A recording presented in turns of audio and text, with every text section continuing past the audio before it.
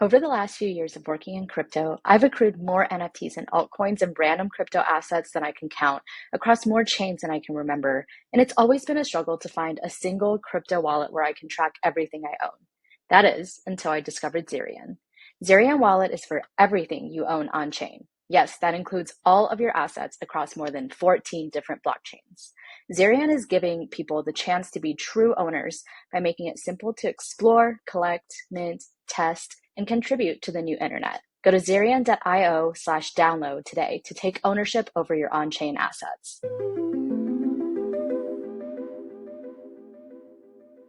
Hey everybody, welcome to a new season of Rehash. Can you believe it's 2024 already and we're on season 7 of the podcast? Today, for our first episode of the season, we have DeFi Beats, aka Johnny Gabriele, joining us to talk about how to not get wrecked in crypto, why WAGMI is not dead, and his best pieces of advice for newcomers to the crypto and blockchain space. DeFi Beats is an advisor, investor, DeFi power user, good listener, and self-admittedly terrible speller. He initially had his sights set on getting his PhD and becoming a professor, but when that plan fell through, he found himself in a unique job as part management consultant, part podcaster, and part therapist, where he helped numerous people find solutions to problems they were facing across a wide spectrum of areas, from air conditioning to figure skating to life-threatening medical conditions. Today, he has rechanneled his eagerness to help into helping onboard people to the blockchain space and saving people from getting wrecked by their inner degens. He's currently building out an AI chatbot called the Crypto Professor that's designed to help newcomers learn about crypto and stay safe while exploring the space. DeFi Beats is the kind of person who you want to have in your corner and you know will always have your back. And I can't wait for you all to hear our conversation. DeFi Beats was nominated by Parker J. Pasharat and voted onto the podcast by Parker, Jonathan Mann, Feems, Triumph, and myself, Diana Chen. So without further ado, here is my conversation with DeFi Beats, aka Johnny Gabriele. DeFi Beats, welcome to the podcast. Thank you for being our very first guest of season 7 of Rehash. Thanks for having me. Of course. Shout out Parker for the nomination. She's always got the fire nominations, and we have to keep the boys club train going season after season. I've had Dina, Natasha, Parker, Blake Finucane.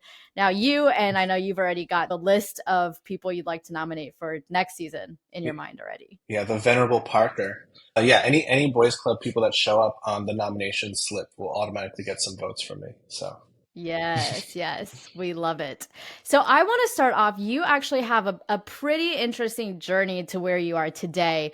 And so I want to start from the beginning, not the beginning, like where you were born, but I want to start with you got your master's degree in psychology from NYU, which then led you into a job in strategy research for Fortune 500 companies. Why don't you start there? And then take me through all the different projects you've had over time, working in political consulting, to how you discovered blockchain and crypto and what you're doing today. Yeah, no, I'd love to talk about that. And to be honest, this little zigzag of a career that I've had so far, and I'm still relatively young, really makes me have some imposter syndrome. So like when I was nominated and then voted on to be on this podcast, I was like, oh no, I wanted to do this, but like, what am I going to talk about? Like, I don't feel like I have a lot to say. And it's funny because I spend a lot of my days helping other people get over their imposter syndrome, but I'll be the first to admit that I have a ton of my own. And that's so relatable. I mean, I can absolutely relate to that imposter syndrome. And I'm sure everybody tuning in has felt that at one point or another in their career or in their life. Yeah, I find that the people who don't have imposter syndrome, I usually don't get along with because I'm like, oh, you think you're hot. Do we call those people narcissists or? Yeah, there you go. Yeah, they're diagnosable. But so I've always been really into psychology, like ever since high school. And funny enough, I thought I was going to be a professor and I didn't get into any PhD programs, which was like for the better. Because a funny thing is like, sometimes you don't clear the hurdles that you are strong enough to jump over, or even like the hurdles you're supposed to jump over, right? So like it was only years after not getting into any PhD programs that I figured out I would have hated it. I took a couple PhD classes in my master's program, and I realized that what I thought I wanted and what would have been reality would have been two totally different things. And so I'm very grateful, actually, even though I was very bummed out at first.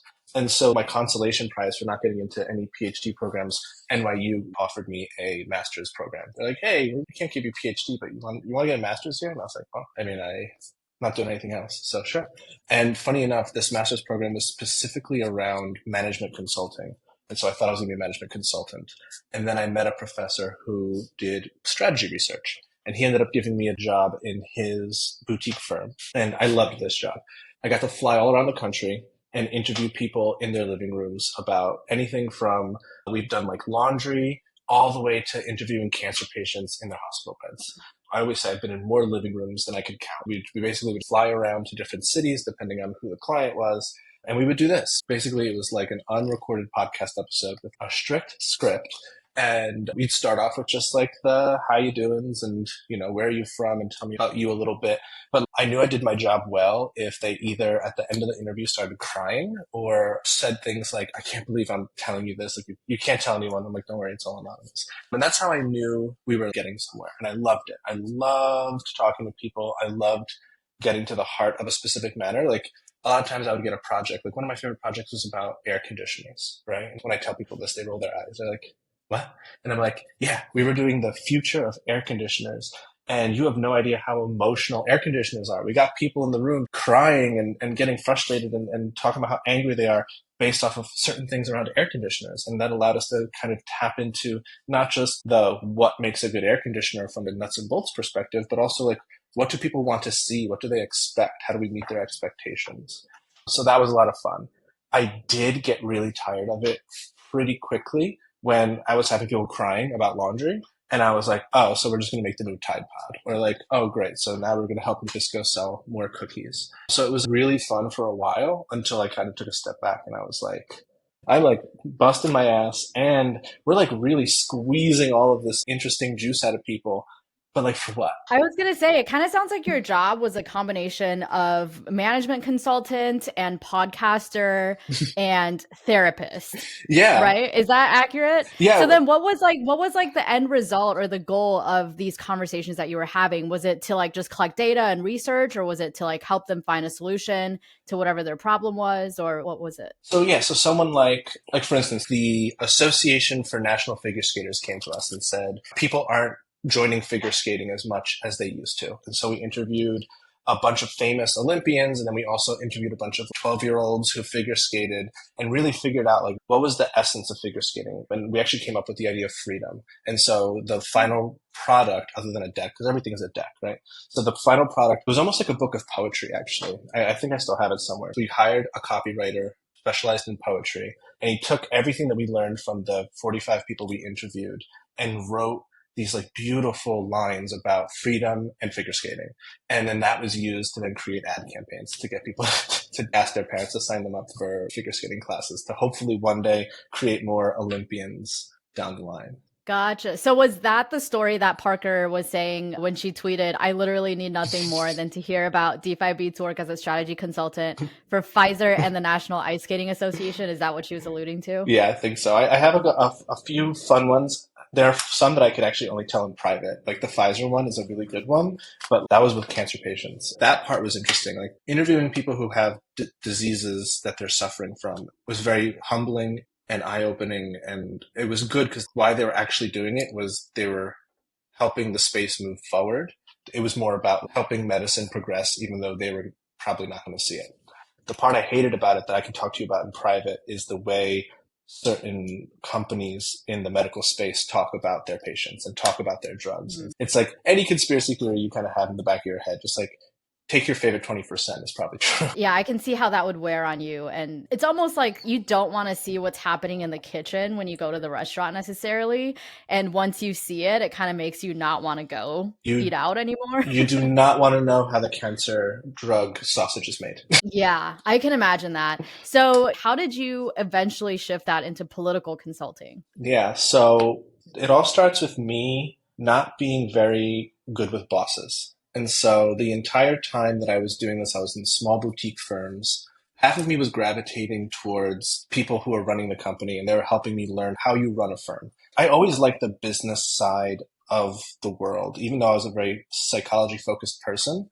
I loved this combination of business and psychology. Turns out it's called economics, and I should have just gotten a degree in econ, but I didn't. So I kind of had to wiggle my way there on my own. I had people take me under their wing and teach me, this is how you price a project. This is how you figure out how you staff. And from my master's degree days, I learned about how you hire, how you manage, because that was all management consulting, right? So it was all about hiring and keeping people happy. I don't do well with bosses, which is why I've kind of been an entrepreneur for the last 7 to 10 years, depending on how you count.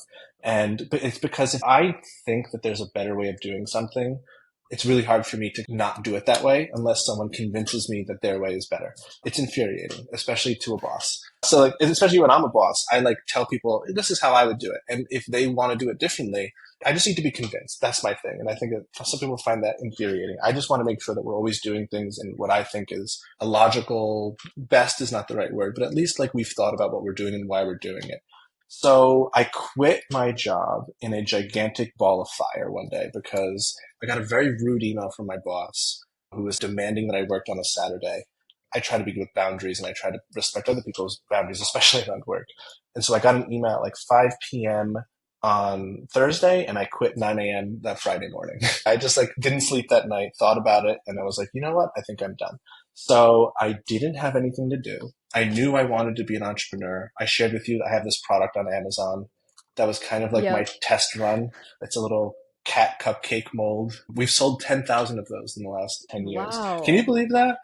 Wow. That is mind blowing. Because it's really cool. It's a really cool mold. And if you're watching this on YouTube, I'm going to throw up a photo of it so you can see what it looks like. It's not like a cupcake mold for like Christmas cookies and things like that. It's not like that. It's like a 3D cat mold. Yeah. The whole idea is like for children and anyone really who loves cats to decorate it. So yeah, it's basically like a palm-sized cat that's made of cake. It was kind of like a dry run of learning how to run a business from less the people side, which I felt comfortable with, but more the logistical, the side that you really can't control a lot of. And yeah, we sold 10,000 of those. So I had just launched that and I felt like I could take a couple months to figure things out. And luckily, my friend Ryan reached out to me 2 months later. He had just left his job and he was like, hey, I just left my job. I don't know what I want to do. Do you want to figure something out together? And I was like, yeah, I'd love that. So he was really into politics. This was 2017. So Trump had just taken office. I live in New York City. That was not a good thing for New York City. And so a lot of people saw what was happening in the political sphere and new people started entering politics, which is really interesting because New York in particular has a very strong political machine.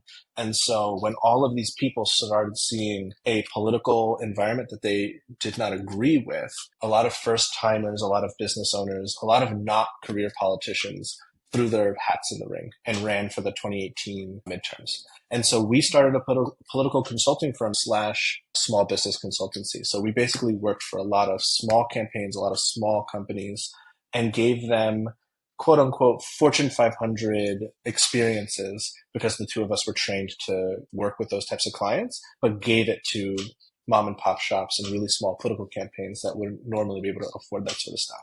And so we cut our teeth on all of these underdog campaigns. So we were able to double that business's size 3 years in a row from 2018, 19, 20. And I just recently exited that business actually, and it's still going strong and working with bigger campaigns every day. And I'm really proud of what we built there. Yeah. That's awesome. So why did you decide to leave that? And how did you transition into blockchain? I don't know if this is all connected or if it's separate. Yeah. So the whole thing about going into politics was I was tired of selling cookies. And so it was really great to work with people who were very passionate about something. These people were joining politics for the first time because they saw a world they did not want to live in. And that was really great, helping them. Unfortunately, this is a bit of a side note. Part of the reason why politics is so polarizing is because the good ones lose. It's really hard for the good people to win. And that's because in order to win an election, in order to be a good governor or a good person in politics, those are two totally different skill sets. Winning an election is a lot of shaking hands and saying the things that people want to hear. And creating a good government is a lot of thinking, a lot of reading, a lot of compromise. And especially with the world we live in now with social media and things getting more and more polarized every day, it's really hard to be the thinking politician, the smart politician, when really what people want to hear are the sound bites. And so threading that needle is really hard. And also people with integrity, which we hope all politicians have, they also end up hurting themselves because they're not willing to play the game, which I agree with. If I was running for office, I don't know that I would want to play the game either. But if you don't play the game gets played on you. And so, long story short, we all know that politics is a duopoly, right? We only have two parties basically to choose from. And it's getting worse because now it feels like whichever party you belong to, if you belong to any party at all, it feels like they're getting narrower and narrower in their own ideologies. And so not only are we polarized as a country, but like we're also getting farther and farther and farther apart. And when you have a duopoly, there's very little innovation. So the people who I ran into 7 years ago when I first started my firm, they were business owners, they were school teachers, they weren't career politicians. No matter what side of the aisle you're from, that is slowly disappearing. And it's because when you have a duopoly, when things slowly get narrower and narrower, there's only room for certain types of people or certain thought. And so I see this happening. It's really starting to bother me. And then one day I discovered blockchain and I really fall in love with it because all of the things that I felt like I was fighting for in politics were being represented, ironically, in the blockchain space, right? When I first entered crypto, we're talking about UBI, we're talking about fair banking, we're talking about property rights, all the conversations I wanted to be having, that I wanted my clients to be having, we were having in Twitter. And I was like, wait a second, this is where people are actually talking about this stuff. Because if you've been alive for the last 5 years, you know that that discourse has completely disappeared in politics. I truly think there needs to be a major disruption. And I think crypto is it. I think crypto will be that disruption. And so I fell in love with blockchain and I decided, I think this is where I want to put my energy because I think this is where the ball is actually going to go down the field versus just electing or helping other people get elected, which is important. Politics is still important, but I thought my energies could be better used in this space. So are you still involved with the political side of things at all, or do you have any aspirations down the line to use what you've learned in the blockchain space to then go back to these political candidates you have connections with and other people in politics to then help educate them and help proliferate this mentality that we have in the crypto space to the government? Yeah, I mean, my dream is to educate politicians. At the moment, I'm working on educating retail consumers, people on Twitter and stuff like that. The politicians just aren't ready yet. Every couple of months, I ask my business partner, being like, hey, anybody asking around? Anyone have any tolerance? I don't even want to get paid. I'm just like, hey, will they just talk to me for an hour? The space, unfortunately, and politicians are also very risk averse. The space is a little toxic. The answer has always been no. And so I'm just patiently waiting and also trying to build up my bona fides a little bit so that, the second any politician, no matter what side of the aisle they're on, wants to talk crypto, I'm ready to be that bridge between politics and the blockchain space. But until then, I'm focusing on the people that will actually listen to me. Do you think the only way that we can get politicians' attention and capture their interest is if enough of their constituents are bugging them about this? Like enough of their constituents are calling them every day saying, hey, we want this implemented. We want these new forms of exchanging money. Do you think it's only then that politicians will finally be like, okay, fine, I'm interested, let's talk? That and money. And like, honestly, as much as money talks, the first one is actually just as important. Yeah, there are all these tools out there. I think Coinbase has a tool that you can use where you just plug in your zip code and it automatically routes your message to the correct congressperson and senator. Yep. That stuff really works. A congressperson only needs 10 messages. So they don't read them, right? Their staff reads it. But these are like rules of thumb in politics where if a staffer gets 10 messages on the Congress side, that automatically gets added to the agenda of something that they need to talk about. For Senate, it's about 100. But like Senate's statewide. I'm sure we can find 100 people in each state to coordinate and write in. Because once they get 100 messages, whether it's emails or phone messages, it just normally, rule of thumb, it gets added to their agenda. And it's something that they then talk about during a meeting. And if that happens enough times, they start to realize if 100 people are willing to call, which very few people are willing to do this, and leave me a message about this, there must be thousands of people who feel this way that will vote for me one way or another.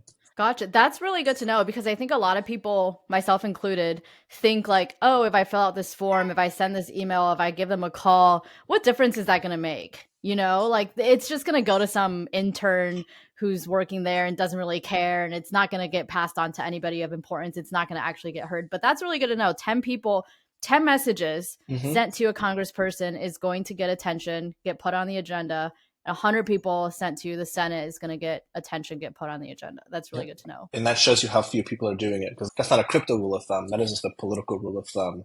So yeah, people are very, very reluctant to do this. And it's really something that we could do as an industry if we put our mind to it. Yeah, that's definitely achievable. Hopefully everybody who hears this goes and takes action. I'm going to link that. I know exactly what you're talking about. It's literally just the link and you can click it and it sends an email or it sends some kind of blast to your congressperson. Yeah, I'll send you a DM. I'll try to find it. Perfect. Yeah. And then I'll link it and hopefully everybody listening goes and just click. It's one click. So hopefully everybody listening will go and do that and that it will make a difference. As DeFi Beats just said, it doesn't take too many people doing it for it to make a difference. So let's go and make that happen. And now that we have AI, a lot of them are plugging into ChatGPT, which is hilarious. So this way the message is different. For a while, it was like, we'd love it if you could just copy and paste this, but then the staffer would read that and be like, oh, somebody just had people copy and paste this. But now with AI, you feed it the bullet points, spits out a whole new message that looks different, feels different. You can also move a slider of like, do you want to be more angry or do you want to be more sympathetic? Love it. So speaking of AI, and I don't mean to jump too far ahead, but I know you're working on an AI chatbot at the moment that is meant to help onboard new people to the space, which is something that you've spent a lot of your time doing. Can you talk a little bit about what that AI chatbot is? Yeah, I just launched the Twitter today just to be ready for this conversation. But yeah, it's called the Crypto Professor. Basically, I was doing some soul searching and I was thinking, who do I want to be? What do I want to be? And at the end of the day, I want to be an educator. My dream would be to teach blockchain at a university and to be someone who can be relied on to give good information and deep thoughts about the space and where the space is going. And so in that vein, I was thinking, okay, what could I do? There are too many YouTube videos and too many YouTube channels, too many podcasts, as we were talking about. They don't give podcasting licenses to white men anymore. So those avenues felt like it would just be too high of a hurdle. But what I did notice, and this was through help with my friend Hunter, who inspired me, is that there are very few interactive chats. And so what I'm doing is I'm taking a GPT and I'm feeding it my brain, which has spent the last 2 years digesting crypto Twitter and reading articles and watching YouTube videos. And I'm feeding it the best of the best stuff. I'm basically trying to curate a very unbiased, easy to understand. I'm trying to find the best examples of things. I'm also writing some of my own responses. So I've come up with a bunch of questions that I think I would ask if I was new again. And I'm going to formulate the answers in a way that I think work best for a novice audience. And I want this chatbot to be 100% free, that anybody can come in and just anonymously and privately ask it questions. This way, people can learn and people can get good information about blockchain without having to parse through. Because if you go into privacy browser and you type into YouTube, like, what is Bitcoin, or just type in like cryptocurrency, the first 6 things are people being like, this is going to 100x in the next 30 days. And so I'm trying to grab those people before they see that and go, oh, this space is just a bunch of clowns, or, oh, it's all about money, or, oh, it's all just getting rich quick. And I'm hoping that a combination of just being able to have a conversation with an AI so that you can ask it follow-up questions, you can take your time with it, and you can take it down the path that you want to go down versus what that person thinks the path is. And then couple that with either a Twitter profile and maybe some AI-generated YouTube content just to get people to like see that it exists. That's my goal. My goal is to give people a little buddy to hang out with and ask questions to. I love that. And I think it's going to be so important and impactful with the next bull run too, as more and more people from the mainstream enter into the space again. And it's always the case that the first thing new people see in the space is speculation, prices, you know, kind of degen things like that. And we just want to save people from themselves. Really? Right, exactly. Yeah. What are some lessons that you've learned in the DeFi space and that you try to impart onto newcomers to the space? On the DeFi space specifically, or just like blockchain, crypto? I'm curious on the DeFi side first, since we were just talking about saving people from themselves, but then also more broadly as well. Yeah, I would say I'm a bit of a degen. Before even crypto, I was really into personal finance. I spent just like on my own as like a hobby, if you can even call it that. I spent like 10 years digesting personal finance content and learning about retiring early and this, that, and the other thing. It all kind of comes with the territory of wanting to like be an entrepreneur. When I saw crypto, the first thing I saw was a video game, which was Axie Infinity. And that kind of opened it up to me because I don't know if you've ever played, but the game is just as much DeFi as it is a video game. I don't have a gaming background, so I've never played, but I'm very familiar with hearing about it from other people who've played. I think the only blockchain game I've played is Dark Forest. Have you played that one? I haven't. Do you like it? I liked it. It was kind of hard to get into at first. Luckily, I had somebody who was very deeply involved in Dark Forest held this tutorial session on like a Saturday morning and taught us all how to play Dark Forest and walked us through it. And so I basically just spent like 8 hours playing that on a Saturday. I And love then that. I haven't touched it again, mostly because see, this is the reason why I don't game and I am like too scared to get into it now is because I think it would be too addicting for me and it would just like kill all of my time and I wouldn't get anything done. Oh yeah, I mean, I'm having that right now with.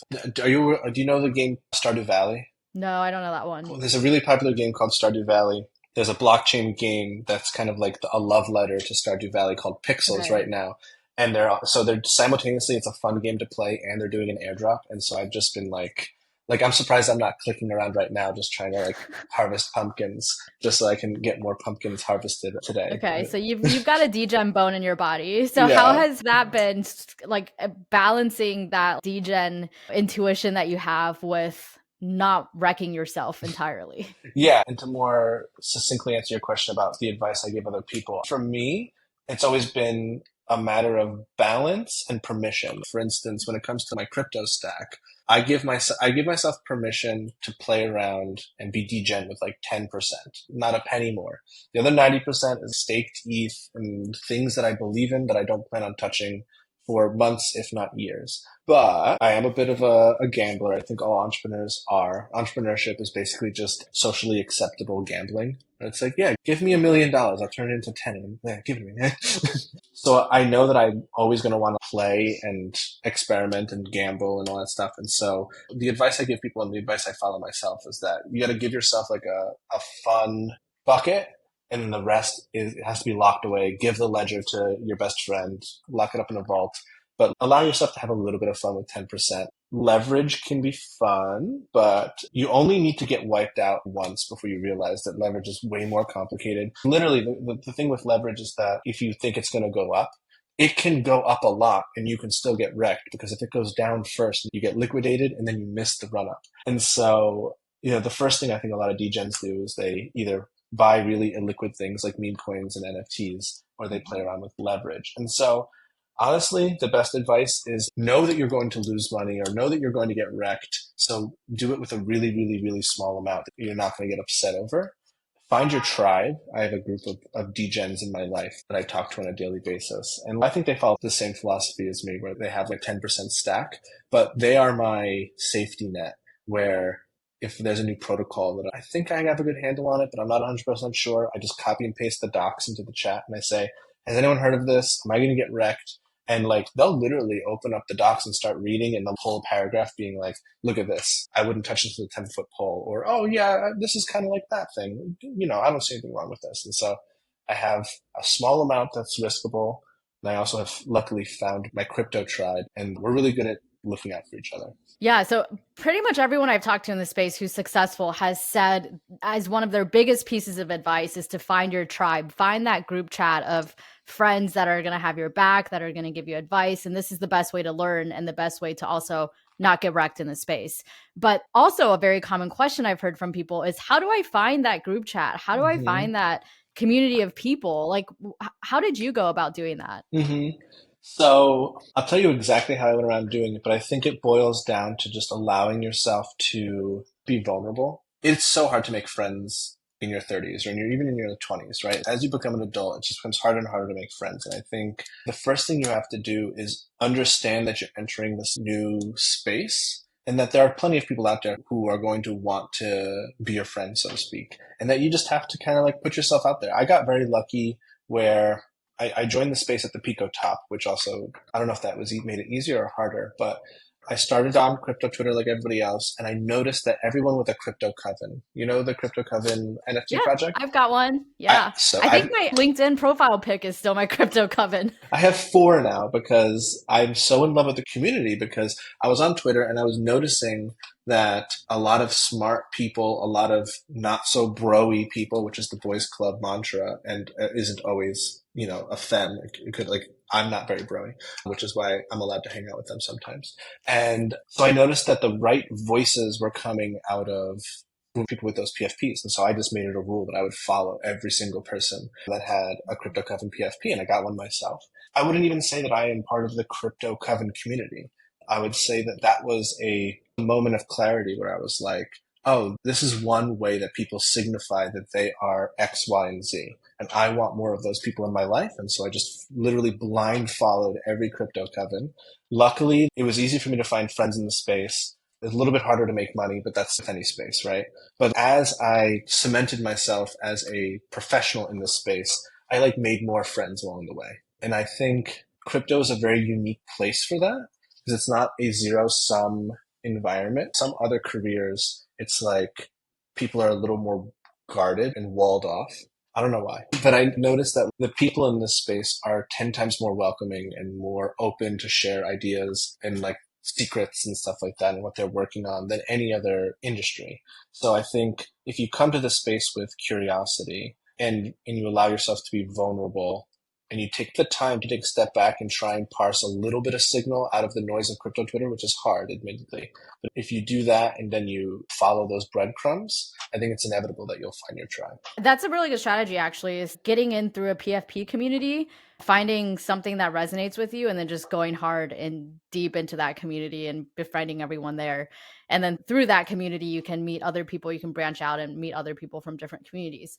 But you mentioned that it was easy for you to make friends in crypto, but harder to make money. Can you explain a little more about what your experience with that was and how you view that more generally with maybe not just yourself, but people in other areas that are working in crypto that are struggling with those? Yeah, I mean, I think everyone I know has been in this place at some point where they're like, okay, I learned enough. Like I've caught up. Right. I love the space. Can someone pay me? Like I'd love to quit my day job and do more of this. Or this is really cool, but like I kind of need, especially if these coins aren't going to go up anytime soon, because like I said, I got in at the top of the bear market. It's like I kind of need someone to help me pay my rent. And I think a lot of people, I'm sure you have also been here at some point, feeling this way.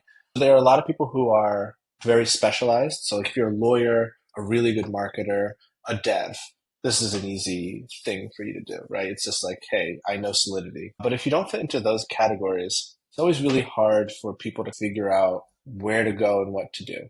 I will say that looking back, I've definitely come up with commandments or rules of thumb that I think really unlocked the space for me.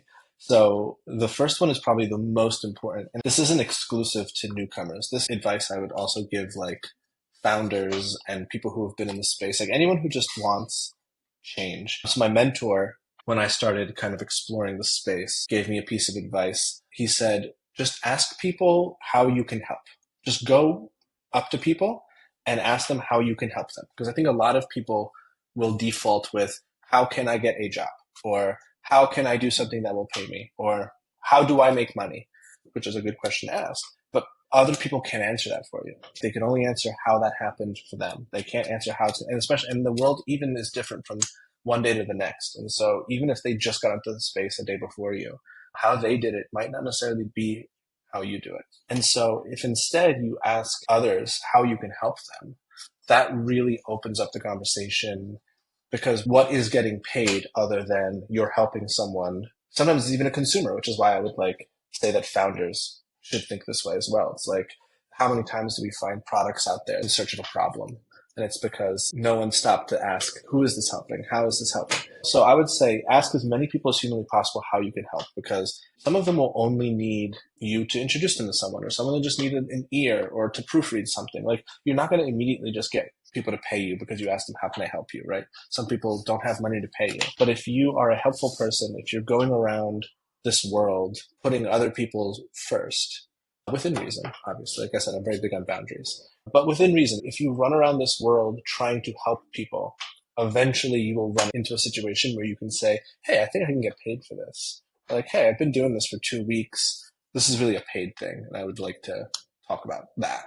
It's a hard conversation to have, but that is probably the lowest barrier way of getting into this space. It's like a combination. What I love about the space is that I don't think it's zero sum. Actually, I don't think the world is zero sum. If a business competitor comes up to me and asks me for help, I'm way more likely to help them than I am to tell them to go take a walk.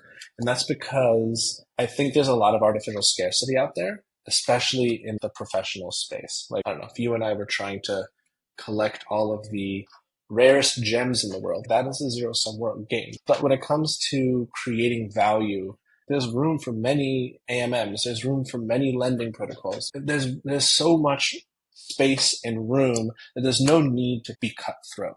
Because at the end of the day, if a competitor comes to me, or if somebody who quote unquote competes with me comes to me and says, hey, I need help with this, I'm much more likely to help them, because at the end of the day, I'd rather the two of us do something bigger together than the two of us racing with each other to the finish line.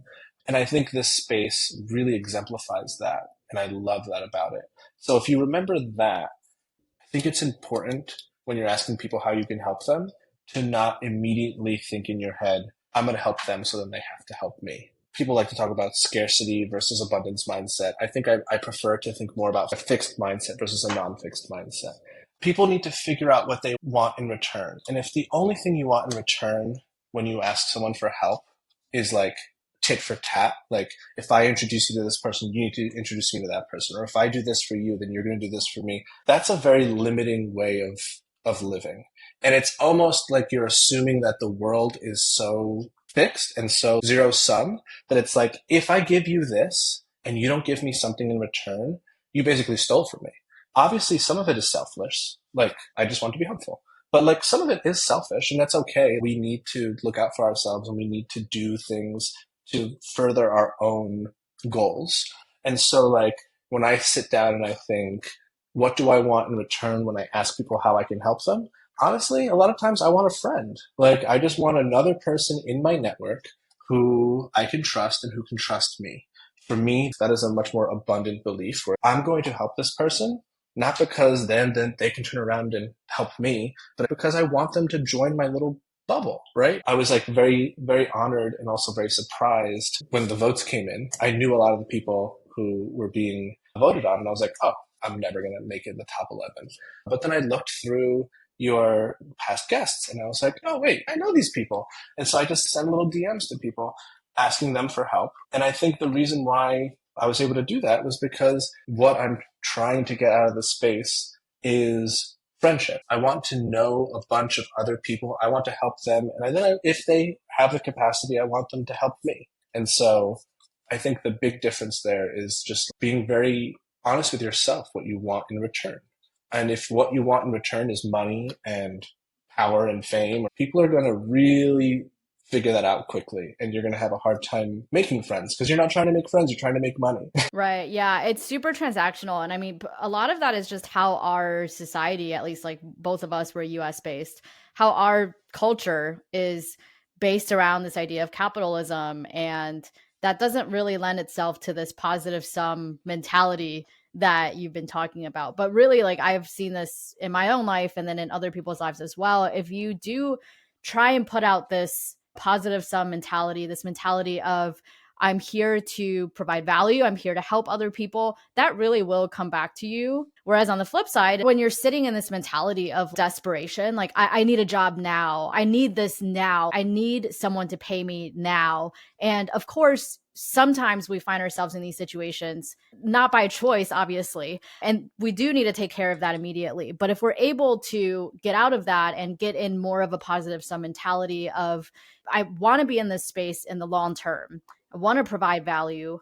So what I'm here to do isn't to extract value or even have an exchange of value with everybody I cross paths with right in this instance, but rather to create this community of people around me who I can benefit and who can look out for me too in the long run. That's really the sort of community and the sort of mentality that we want to sit in, and that's going to bring us the most good and the most benefit in the long term.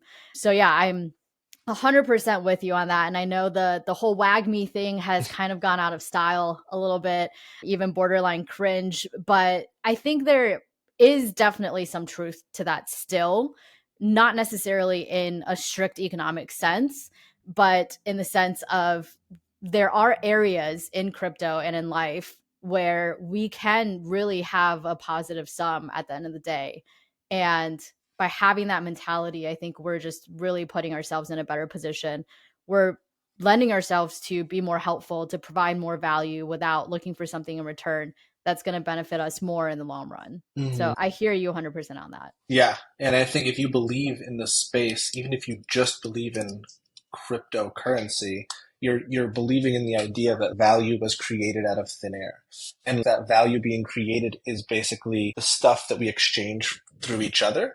To say that we live in a zero-sum world and to then also say that you can create a coin that is worth XYZ, those are just incongruent. There's just a lot more to go around than I think we were told as Americans. And if we remember that, it's a lot easier to cooperate instead of compete. A lot of it is cultural for sure. And I'd be curious to hear if people are listening from other parts of the world, tweet us your thoughts and how your experiences differ from ours. But I want to make sure we get to a question from Chris B, the NFT thinker on Twitter. Chris asked, well, a couple of questions. One is a little less serious. Maybe we'll start with that. Chris asks, how often do you feed your sourdough starter? Yeah, I know, Chris. I used to feed my sourdough starter every day, and then I learned that you can put it in the fridge for up to a month, and it's perfectly fine. So I now feed my sourdough starter roughly once a month, unless I'm going to use it. Then about 2 or 3 days before I use it. Baking with DeFi. 2 or 3 days before I use it, I take it out and wake it up and feed it every day, so that it's nice and awake. Wow. Is that really a thing, baking with DeFi? Do we have an account for this we can follow? Some video tutorials about baking? I would love that. I'll happily make some video tutorials. Amazing. And then the other question, the more serious question from Chris is, what's a good reason for a project to have a token? Why should projects avoid tokens? Are points a good substitute for tokens, or is it just a different name for the same thing? So tokens exist for, I think, 2 different reasons. I've been playing around with this verbiage around this. So the first reason is the most obvious, where it's the Gary Gensler no, like basically it's a stock. And if that's what you want to do and your jurisdiction allows it, I think that's perfectly fine. Actually, there's 3. The second one would be like a utility where people purchase your token in order to then redeem it one way or another the next, like in the future. So that could be voting rights. That could be something like what Link does, where you need it in order to use the system. And so you can either pre-purchase it or purchase it on demand. Like ETH does that, right? ETH's tokenomics is if you want to pay for gas, you have to have some ETH. The most interesting use of tokenomics, if you don't fall into those 2 categories for me, is this idea around self-regulating systems. And so like, let's say you have a pen and you're going to make it worth USDC.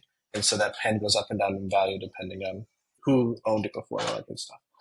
In order for another token to be in that system to be valuable, we're trying to balance 2 value systems.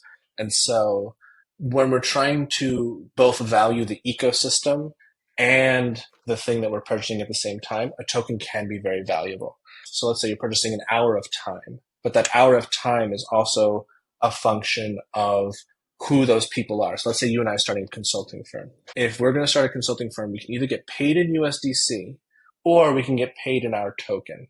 If we're getting paid in USDC, people are just valuing the one-off transaction of getting an hour of your time. If we introduce a token to that system, and this is probably one of the only times I would say a system needs a token other than the other 2 systems, and then most people actually don't need tokens. If we want people to value the entire ecosystem, we can create a token for the whole group of our consultants that can go up and down based on how the group is doing as a whole and how valuable the group is as a whole. And then individuals within that group can price their time based off of our token. And so this way, 2 variables are being accounted for at the same time. And that happens in real life, right? My hourly rate is different from your hourly rate. By introducing a second token, it allows us to do that calculation a lot faster because the market will value the group and then the market can value the individual, and those things go up and down independently. It's a little complex, but to sum it up in like a one sentence, when there's more than one variable you're trying to affect and you're trying to measure and have them be tied together, like the value of someone's time and the value of a network, a token can be useful. To truly answer Chris's question though, most projects don't need tokens unless they're trying to raise money, which is what a lot of projects are doing. I think Maya Bakai mentioned this on our last episode from season 6, that as a VC, you just want to see the token price go up. And when that token price goes up and then you cash out, that serves your best interest as a VC. It's not to make sure the project is providing the most actual value or other things that the founder might be concerned with. So that creates some sort of disconnect. But yet people get really hype about tokens and everybody's still doing it. Yeah, I mean, I work with a lot of VCs in my advisory work, and I've heard, at least in the last bull market, if you didn't plan to launch a token, you were almost uninvestable because like VCs need exit liquidity or else their business model doesn't work. And so a lot of tokens were just thinly veiled payout structures to, but basically paying back the loan that people were getting from VCs and packaged as utility or what, name your narrative of choice. But it was basically, the secret was just like, but we got to pay these guys back or else you're going to get mad at us. Exactly. Yeah, exactly. All right. Well, last question I have for you, since we're in the beginning of the year and we are all feeling a little bullish, I think, about 2024. I just want to ask you, will we reach all-time high with Ethereum and or Bitcoin this year? And if so, what is that price going to be? All right, hold on. Let me get my crystal ball real quick. All right. My gut and my heart is telling me yes to both. I've gone on record to say that I think we're going to hit 8K ETH and 100K Bitcoin by end of year. Wow. Wow. Okay. That is hyper bullish. Because I believe the all-time high for Ethereum so far is like 4,800, more or less. So you're saying we're going to almost double that amount this year. When you put it like that, yes, that is what I'm saying. Wow. All right. Well, I love that optimism, and I certainly hope you're right. Big things will happen. I might have to sell some NFTs and buy a house if that happens. So keeping my fingers crossed. Last thing before you go, tell people where they can find you if they want to connect with you personally. And then also feel free to plug away at anything. Remind people about your AI chatbot, how they can find that, and anything else you'd like. Yeah. So if anyone wants to reach out to me, you can find me on Twitter at DeFi Beats, DeFi_Beats on Twitter. I'm going to be posting a lot about the crypto professor. So definitely follow me if you want to play around with the chatbot and give it to your sisters and brothers and friends and cousins who have been trying to get into crypto for a long time. And yeah, no, that's it. We'll include all of that in the show notes to make it easy for people. The crypto professor is the AI chatbot that DeFi Beats is building, and definitely go hit him up. Thank you so much for being our first episode of season 7. Congrats again for getting the most number of votes in our season 7 contest, and for sharing your secret for how you made that happen. And thanks everybody for tuning in, and we'll be back again next week with another episode of Rehash.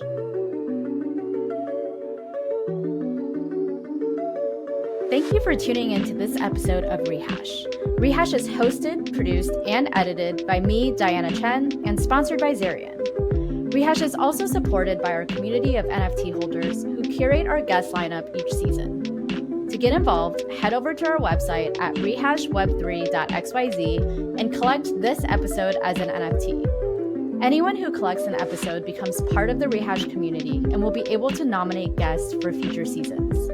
Collectors will also be able to tune into our recordings live at pleaser.house and hear our episodes early and unedited. To learn more about how to become a guest on the podcast, go to rehashweb3.xyz/podcast. And to learn more about sponsoring the podcast, go to rehashweb3.xyz/sponsor. Finally, be sure to follow us on Twitter, Instagram, and TikTok at rehashweb3 or on Warpcast or Lens at Rehash. If you enjoyed this episode, please rate, review, and subscribe on Apple Podcasts, Spotify, or wherever you get your podcasts.